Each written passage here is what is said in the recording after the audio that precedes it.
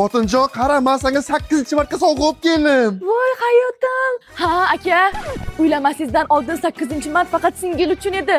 Uylanmasingizdan oldin mana shu murg'ak qo'llarim bilan kirlaringizni yuvardim.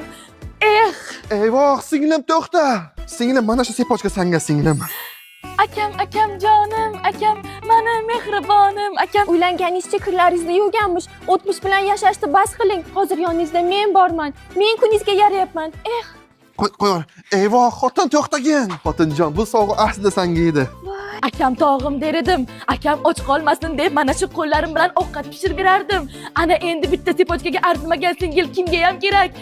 Beshafqat dunyo. Eyvoh, singlim shoshma. Singlim, meni ko'zlarimda moshday ochding, mana shu tilla senga ol.